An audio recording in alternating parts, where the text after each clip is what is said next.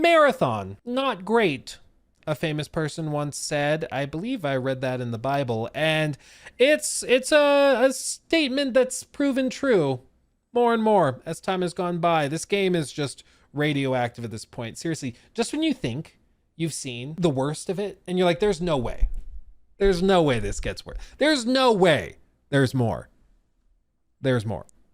every single time. It really is remarkable. I mean, it's almost like a talent at this point. And friend of the channel, true friend of the channel, Destin, actually made a video speaking to multiple different devs over at Bungie, of course, anonymously, because he doesn't want to get them fired or anything. But he did collect a bunch of their statements and everything. And you guys have said that this is a very, very interesting watch. So we're going to check it out. As always, you should definitely go subscribe to Destin. Destin's an OG of games journalism. We actually showed this earlier on stream because it's very, very funny that I was just yesterday watching a Kroby Cat video. And in the Kroby Cat video, you click on it, and the very first guy, who's that? It's Destin. It's Destin from way back in the day, okay? Talking about Evolve. That's a deep cut, man. So Destin's an OG, and you should go subscribe to him because he went solo now and is still doing great reporting. So let's go see what he has to say. Let's check it out. Bungie has been bearing the brunt of the backlash for the Marathon art theft allegations, and rightfully so. In my opinion, the entire aesthetic of the game is clearly inspired by the artist Anti-Real, to the point I can't see it without seeing Anti-Real's influence. And Bungie is going to need to contend with the fact that their studio has now been given the nickname Art Raiders, making the... Which also is just such a funny thing, because it both ties in the story of stealing art, which they've been accused of many times, I think 4 times now, but also is a direct tie-in to their lead competitor for later this year, which is Arc Raiders, which is by all accounts and measures a much better extraction game. Like, it's just built out more. There's way more stuff, whether you look at solo queues, procs chat. I think graphically it's more built out. The assets are better. Like, just in general, I think it's a more complete package. And so the Art Raiders reference is, it's fantastic. So good. The outlook grim for their extraction shooter. Beyond that story, I started digging into Bungie a bit more after public statements were made from former employees. I reported on these yesterday as they described a work environment tainted by toxic management. Today, after speaking with a handful of ex-employees, the picture painted wasn't much brighter. One person said, "The solution lies in holding leadership accountable." Another ex-employee said, "I hope they get consolidated into Sony. That's the path forward." The one thing that you'll hear from pretty much everybody that speaks openly who has worked or is working at Bungie is that the leadership is the problem. Like, I've seriously not come across a single person that has worked or is working at Bungie who is like happy with the leadership. Like, you remember when Sam Altman was suddenly like let go from OpenAI? You might not, because it happened over the course of like a day and then they walked it back. Because when they tried to boot him out of OpenAI, a bunch of the engineers, a lot of the senior level management and senior level engineers all said they were leaving with Sam to go start a new company if he was booted out, because they liked him as a leader. They appreciated his leadership. They thought that he actually could deliver on the visions of the company and all that. Do you think anybody would do that at Bungie? If like one of the Bungie executives was fired, do you think a lot of these people would be quitting to follow them? I think everybody knows that the Bungie executives right now are literally just sitting on their hands, waiting until their stock options vest, probably later this year to early next year, so that they can ride off into the sunset with their tens of millions that they'll get as a result of that. And so they're just biding their time. And as a result, I think there's a lot of disdain and contempt on the lower levels of the staff, because they are looking at the executives being like, you guys are making the decisions that screw us over, but we don't get a $20 million payday in January if the company still exists. We don't have an exit strategy. We don't have a retirement account. We're screwed because of your choices. And for you, it doesn't matter because you're just waiting for your stock options. And as a result, I think, it follows up with what we've seen in other reporting, which is that morale at Bungie is rock bottom. And I don't blame them. I mean, can you imagine if you knew the captain of the ship you're on is intentionally sinking it because he just doesn't care because he's about to retire tomorrow? Like, you'd be pissed the hell off, to say the least, you know? But for them, it's just, yeah, well, even if Marathon doesn't do that well, I'm out of here next year anyways because my retirement's going to kick in, so I'm good. You know, they just don't give a crap. That's really at the core of the problem. But it's all leadership. Every single person that talks about this says leadership, and I have a feeling that's going to be all the more true as we hear more of Destin's reports.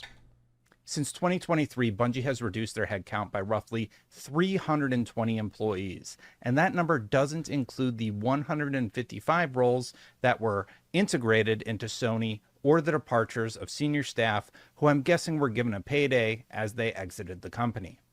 The internal picture painted was one of a cool kids club where you were either agreeing with leadership's vision or you were put on a list, berated publicly, and told your ideas didn't matter.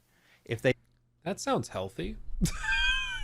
Dude, again, just when you think you've heard the worst of it, they're like, hold my Zevia. Like, seriously, it's so unbelievable. It's just so bad. Again, I'll play it back. Just appreciate this. Was one of a given a payday as they exited the company. The internal picture painted was one of a cool kids club where you were either agreeing with leadership's vision or you were put on a list, berated publicly, and told your ideas didn't matter. If they didn't think of it, it wasn't worth doing, one ex-employee told me. Another claimed leaders were toxic and shut down creatives on a core level, which corroborated the unfortunate story we heard yesterday. The kind of ideas that I'm being told leadership pitched aren't surprising but are concerning as a longtime player and fan of Bungie. In one meeting, adding a subscription to Destiny was brought up only to be vehemently shut down by staff. Another former employee claimed there was a concern about Trials of Osiris PvP armor being too attractive with its glow effect. The worry was that it was too good and would impact Eververse sales. The Eververse, for those who don't know, is the store where you convert real money into silver and then purchase in-game cosmetics. Yeah, God forbid it affects that. Jeez. It's just, again, you just can't make this up. You have to laugh or you'll cry, you know? It's another ridiculous. ex-employee also recounted a meeting where staff was given a huge monetization scolding. Everything happening to Bungie is because of greed, another employee said. Clearly the state of Destiny 2 and therefore Bungie was and still is at a critical point in their history. Rumors continue to swirl since this turmoil began in 2023. Claims swirling like the rumor that leaders were given multi-million-dollar penthouses to use as crash pads, something many former employees believed Bungie was footing the bill for. What? How is that a thing? Hold on. Take it back. Crash pad. What? Like the rumor that leaders were given multi-million-dollar penthouses to use as crash pads, something many former employees believed Bungie was footing the bill for. If we're hearing rumors about this, just again, we jokingly said in that Marathon video, like, why isn't Sony giving them time to delay Marathon to next year? It's almost like they want it to fail. And we jokingly were like, oh, conspiracy theory. Maybe they're doing that because they actually want Marathon to fail, so they have a reason to get rid of executives at Bungie so they don't have to pay them their big paydays because Sony feels lied to and misled after the acquisition, and they want to screw over these executives, but they have to do it in this like legally robust way where they can avoid potential counter lawsuits, where if they just fired them right now, they could just get sued for wrongful termination and be a massive headache. But if Marathon fails, they can take that to court and just be like, see, they failed. The product failed, so we fired them. And yeah, they didn't get their paychecks. They didn't get their stock options redeemed because they didn't fulfill the terms of the agreement, whatever, and that's it. It's actually looking more and more likely, dude. Like, it's some Succession level stuff, but you never know. This reminds me of all that weird stuff that came out about Activision Blizzard where they had the Cosby Suite and all that gross stuff. Yeah, it's like when they say the term boys club, like it's kind of it's a term that is kind of tossed around willy-nilly, but effectively what's being alleged by some former employees at Bungie is that like the work environment at Bungie was so freaking toxic that executives were having the company allegedly pay for penthouses in the like Washington, Seattle, Bellevue, whatever area, and that executives were staying there, living there, having parties there, whatever, and the company was paying for all of it, which is, I mean, that's some Wolf of Wall Street kind of fraud, mismanagement level stuff. I mean, I don't even know how you could possibly do that and get away with it, but that's what's being alleged. And it literally was just a collection of this core group of people that were the leaders and the executives who have been there forever. And if you disagreed with them, if you didn't agree with this or that, they said, you're screwed and you're booted out. And they mock you and basically try to bully you into quitting. You know, like, it's crazy. Tazmeister, thank you for the membership, by the way. And Fearless Wolf, money talks, bullshit walks. You should know this with your background in business. It's the only answer. Yeah, the only other thing I've learned is also very true in business is that you should never attribute to malice that which can adequately be explained by incompetence. And the problem is that for Bungie, there's a lot that seems even too ridiculous for just incompetence to explain it. Like, it starts to really look like the executives were not just stupid in how they ran Bungie, but they were malicious, allegedly, in my opinion. Vendor the Offender donated $10 through Super Chat. Conspiracy theories are just spoiler alerts at this point. Yeah, dude. Well, it's, again, the truth is stranger than fiction often. And in this case, like, we started joking about, oh, maybe Sony is like trying to do this just to screw over the executives so they can fire them without getting sued. And as time goes by, it's like, bro, if that's not what they're doing, they have to be like, oh, well, no sweat off my back. I mean, they have to be like, oh, at least there's a silver lining to this whole shutting down Bungie thing. Like, we get to fire the executives, you know? And if that was the story being told internally, it's easy to see why a lack of competitive pay, cut corners, and needed positions never being filled led to many seeking new employment. Bungie's problems stem from a lack of player empathy, disconnected leadership, and a corporate-first culture. Lack of player empathy. I don't think I've heard that term. But I think that there might actually be, that's a good term. Because it's like, even something to the extent of like the skin, it looks too cool, so we don't want to put it in because it might affect our sales of other stuff. Like, they don't think of it from the player's perspective that, hey, we just want good skins so we don't have to pay for it. They don't give a crap about that. It's like, well, is this going to affect our money? Yes? Okay, don't do it. Like, it's very telling, I think. Very, very telling. Happy Karma didn't help that Chris Barrett was fired for misconduct mid-development. Yeah, and he's suing them. And I think Sony knows if they were to fire other executives, even though, I mean, there's just the stuff that's been made public that we've heard about, there seems to be plenty of material to fire them for misconduct, allegedly. Even just the accusation over the penthouse thing, that would be fireable. Like, if I found out that Jacob was using the company credit card to like go and throw parties for him and his friends, there would be a big problem. You know, we have a problem. But they're alleging that that was just a regular thing, that they were renting out multi-million-dollar penthouses and stuff. Like, that's insane. That's crazy. I think what they saw with that lawsuit from Barrett was, okay, there's going to be lawsuits filed if we do this. So we have to be more precise. We have to be like very, very careful, have our ducks in a row. And as a result, I think I think they're getting things lined up very carefully. So when they do shuffle the management, they can go to a court or they can go to arbitration and they can say, no, we gave them these goals. They failed to meet those goals and reach those goals. And that's why they're failing. And then they can demonstrate clearly with like marathon player numbers, marathon revenue numbers, whatever, that it's Jimbo not 404 enough, you know? donated $10 through Super Chat. Coming from the defense industry, holding management responsible for failures is the best way to improve the AAA game dev industry. I agree, Jimbo. I totally agree. Thank you for the 10. And I mean, it's also just, morale is really important in creative endeavors. It just is. Like, artists do better work when artists feel secure, when they feel like their art is valued and protected, and when they are able to create in a comfortable environment. Like, that, those things are important. And I think when you have a company that's filled with people that hate their leadership and have active disdain and contempt for them, you shouldn't be surprised when those people, you know, don't put out the best work or are struggling to maintain high morale because, you know, they're miserable at they're working crazy hours, and the only people getting rich are the executives that they hate. You know, I don't blame them. One former employee said. Thankfully, when pressed to talk about the positive impact, some names did come up.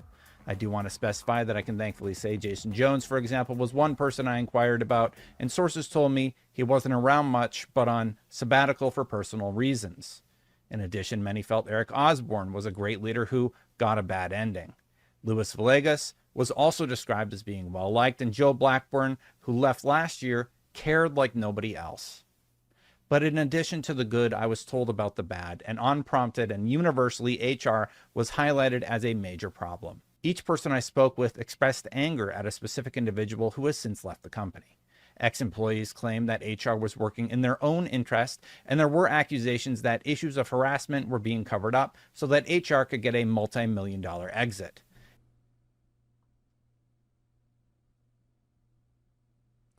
That's not good.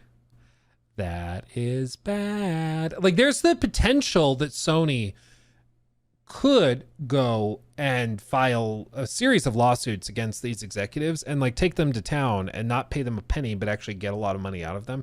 Because when you do, like we did this in real estate, we had a couple of instances like this where like at one point we sold a building, an apartment building, and the buyers, they believed that it had not been fully disclosed that the property had like, I think it was some lien from the county with regard to like some of the piping under the building. It was like for the water lines and stuff. So there was a problem with the county and the structure. And when the property was sold, they understood it to be one way. But then upon further investigation, they found out that it was a different way. The title company had been wrong, blah, blah, blah.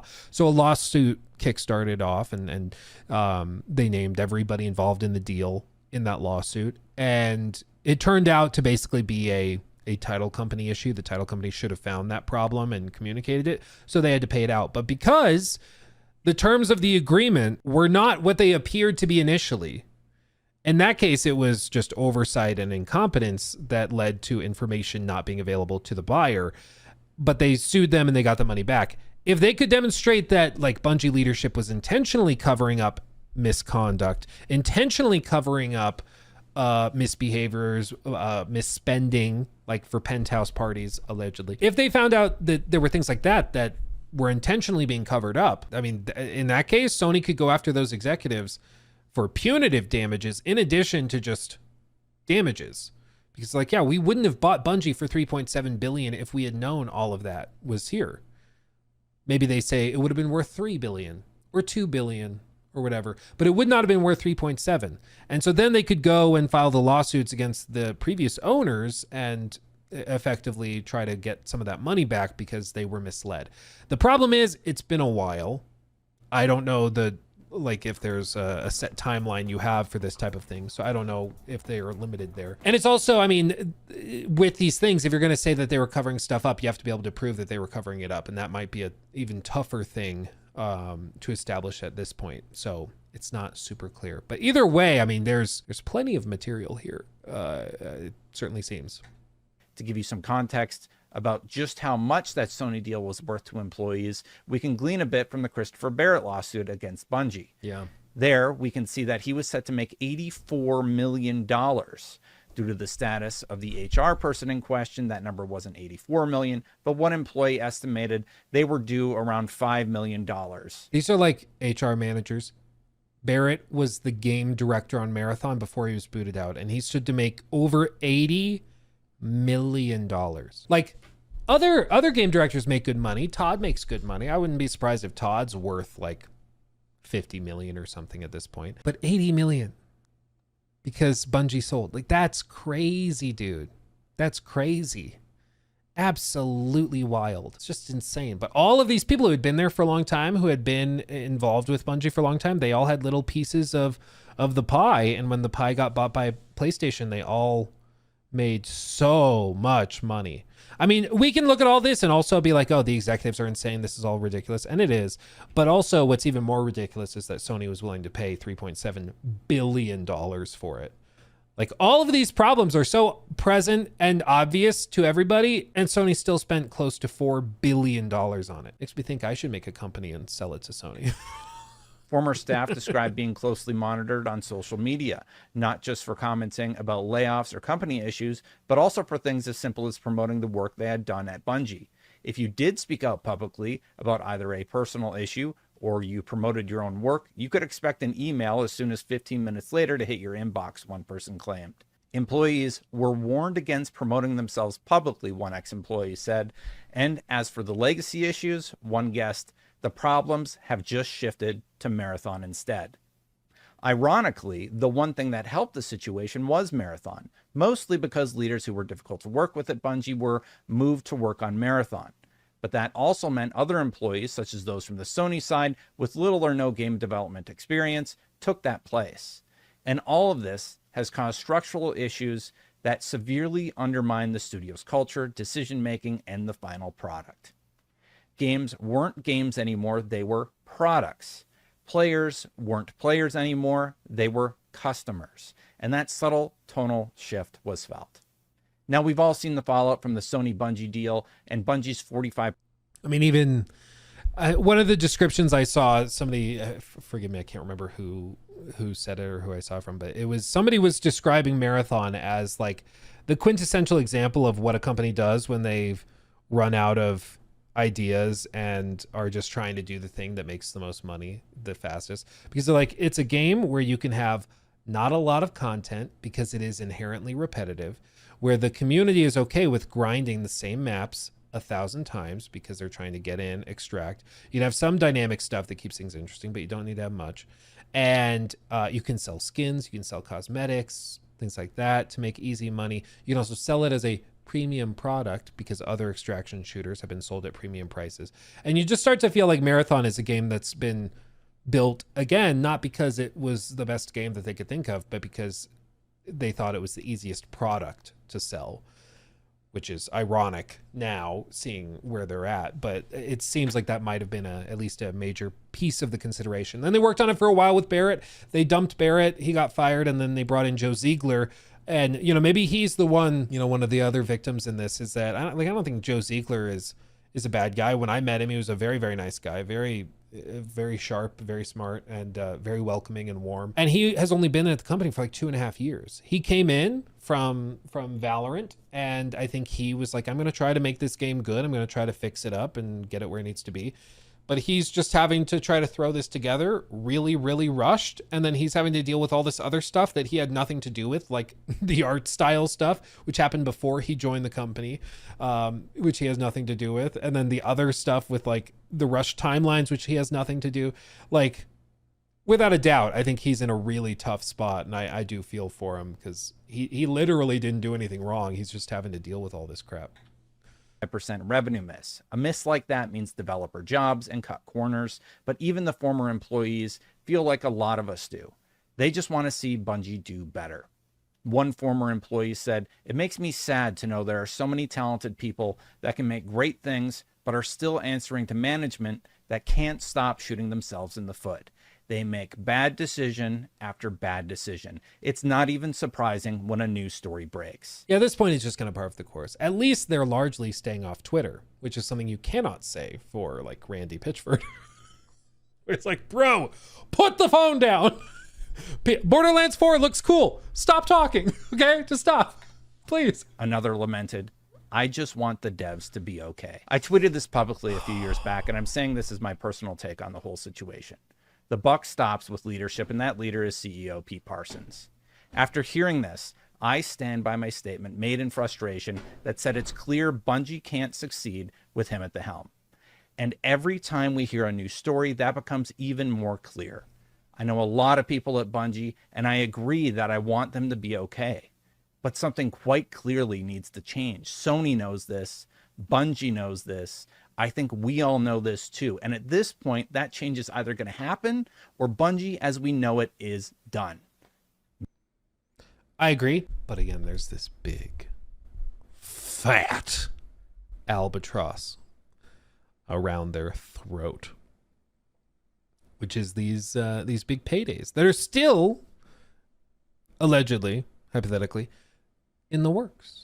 Because when Sony bought the company, they said, okay, in 3 years, we're going to check in. And if you've achieved this, you get your payday. In 2 years, we'll do it. In 1 year, you get this payout. 2 years, get this. 3 years, get that. 4 years, get that. Because they want to retain the talent for a set period of time.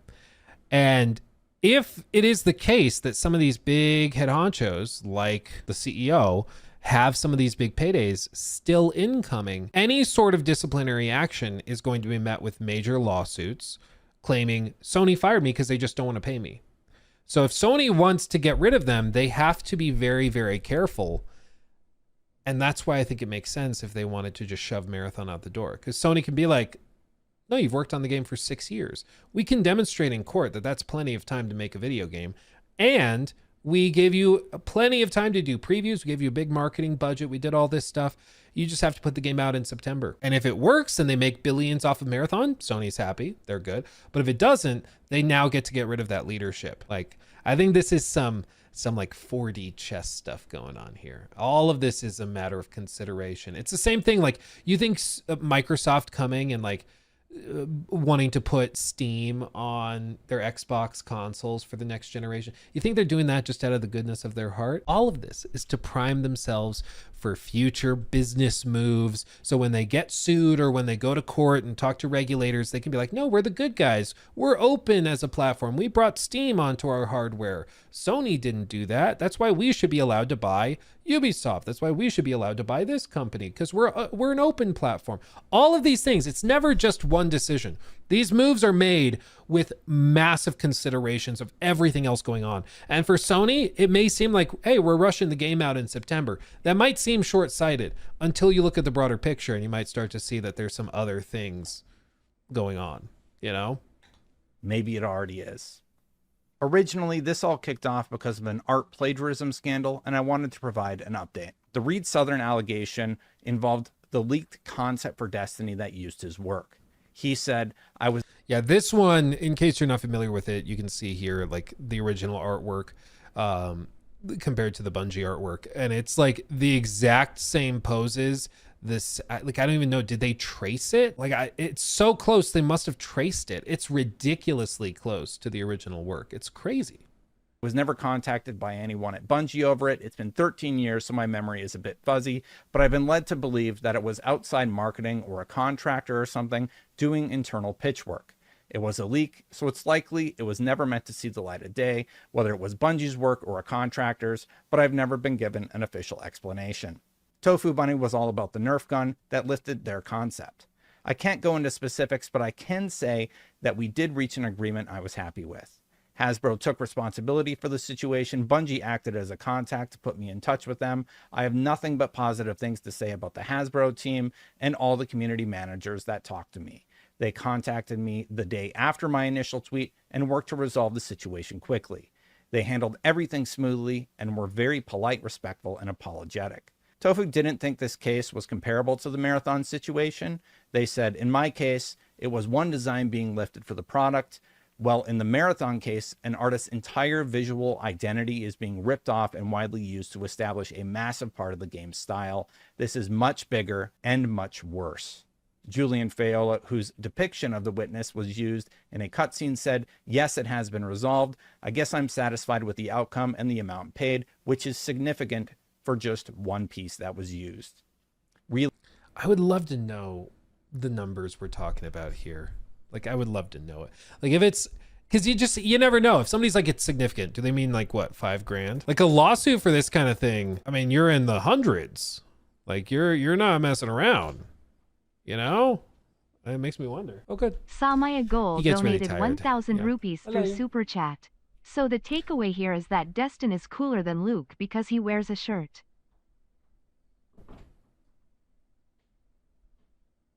Yeah. Yeah, he wears a button up. Damn. Dude, I wore a button up one time a long time ago. I think we were going to like see a play or a musical or something that evening. So I got dressed and I filmed a video. And people in the comments were like, wow, Luke looks like he's about to go door knocking for the Jehovah's Witnesses or whatever. Like, people were kind of hardcore with it. You know what I'm realizing? That may have been why somebody did. One of the funniest ways somebody trolled me one time is they signed up.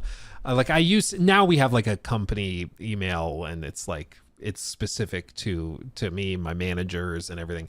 So we don't have problems with this anymore. But back when it was just like me doing sponsorships and stuff, and it was just my email, like Gmail account. Somebody signed me up for a Jehovah's Witness dating program. And I'm starting to wonder if that's why they did it. If that same person is the one that signed me up for a Jehovah's Witnesses dating website. It was like, meet a witness in your area. Like, it was honestly, it was pretty funny. I couldn't even be mad about it. I was like, that's pretty good. And I just realized maybe it was the same guy that left that comment about me looking like a Jehovah's Witness that did that. That would be really funny if that was if that was the same guy, dude. That would be really, really funny.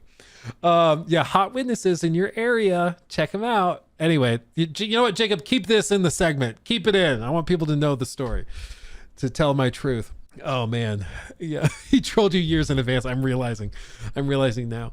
Anyway, I don't even remember what we were talking about. Sorry, everybody. Continuing on.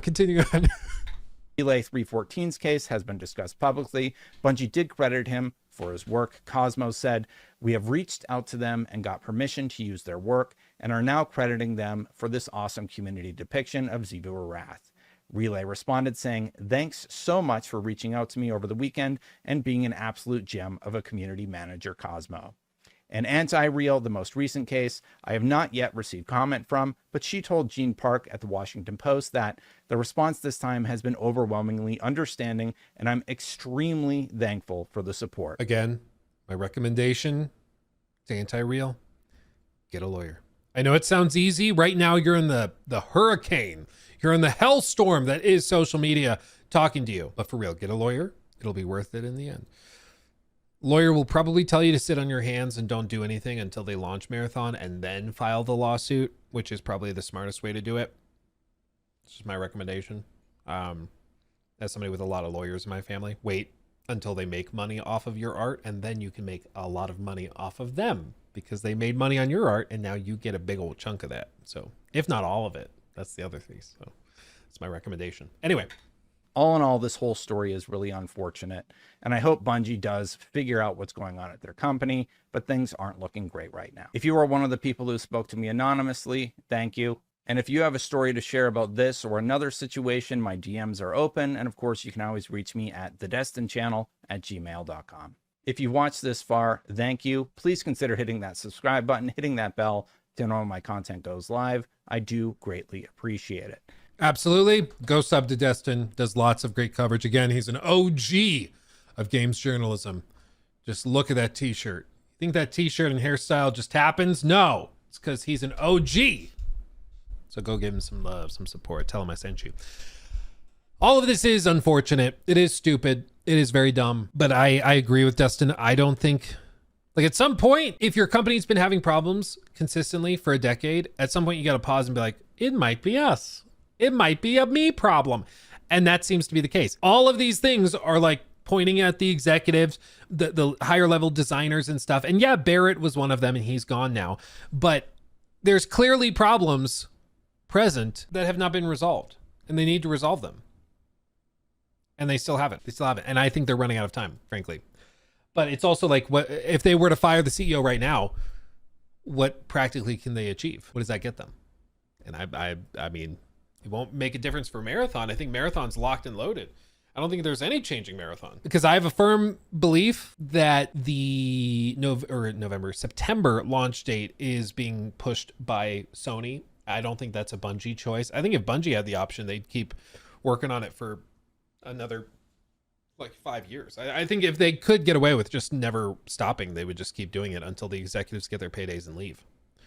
But the whole art team followed the artist and somehow just one person is to blame. Well, here's the tricky thing with the Anti-Real thing. As some people have brought up, that art style goes back to like, I think Wipeout was one of the games that did it. Let's see, whenever I hear Wipeout, I think of like, the old like TV show where they bounce on like big red balls and fall off. That's what I think of when I think of Wipeout. But Wipeout was a video game series going back to like the 90s. And it also featured a similar graphic realism style is what they call it. And a bunch of other IP have utilized similar art styles. Let me see if I can find the thing, because there was one thread somebody made where they brought in a bunch of them. It was like, here are a bunch of examples of graphic realism. Yeah, look at this. This guy did it. Poel did this. Why stuff Marathon looks like this. So heads up, kids, to your homework. I give you a starter. After Designers Republic hit hard in 1996 with Wipeout, there were several other design studios who took up the torch. Case in point, Bionic Systems Germany, late 90s and early 2000s. They did this. This is not anti-real. These are separate designs. Then there was Bureau Destruct since the 90s in the Switzerland, as you can see here. Then people like G-Monk, among others, did their radical web counter design in the early 2000s. Okay. Machine 56 also had a constant vector design run since the 90s. And all of these are like, I can see a lot of similarities with Marathon as well. This certainly looks very Marathon-esque. Start to pick up on it. Heavy graffiti inspirations. This. Which one is this? Other big landmark designers like Neville Brody, Ian Anderson, Burton Kramer, Armin Hoffman, bunch of these different designers. So even though Anti-Real looks very, very similar to Marathon, and it's because they literally lifted a lot of it from Anti-Real stuff, there's also a lot of other inspirations like these. The 3D area, Maxim Zhestkov, I think, which this looks very Marathon, like especially the piping. I don't know what it is. Piping is a big thing in Marathon, but a lot of these shapes and things. So these were all inspirations for Anti-Real as well. And then, you know, they took it and also ran with it. But this sort of graphic realism art style has been around for decades and decades and decades. As you can see here, these are very, very similar, very familiar. And so it's not as simple. I know because Anti-Real's artwork is literally like asset for asset is so similar. As you can see here, this is like hilariously similar. Like this is, come on, come on. Like clearly this is lifted. Probably they had this pulled up in a second monitor as they made their own slightly tweaked version of it, almost certainly. But the art style in general has been established for a long time. There's been many other pieces of inspiration. Like I don't think you can copyright or patent or anything in art style. You know, it's like, should one game not be allowed to do cell shaded because another game did cell shaded? No, that doesn't make any sense. The problem here, and just be clear, is not that Marathon took the art style and made a game like that, because some people have alleged that that's the problem. No, it's this stuff. It's the fact that like the text is identical. Like they copy and pasted that here. That's the problem. Okay. The problem is the asset theft. That's the key problem. The art style, yeah, they're very similar because they're all part of graphic realism, which is something that's been going back decades and, you know, it's been developed slowly. And there's certainly pieces of it that feel very close to Anti-Real's particular spin on the art style. And there's other pieces that seem much more similar to some work done by other artists like the Lost Logos books. This one, where was the other one that looked very, very familiar? Yeah, a lot of the text and stuff here from Nick Gerard in 2015. So there's a lot of inspiration taken from all sorts of places. But I just want to be clear that it's not the art style being similar that's the problem. It's the direct copy pasting of assets. That's the problem.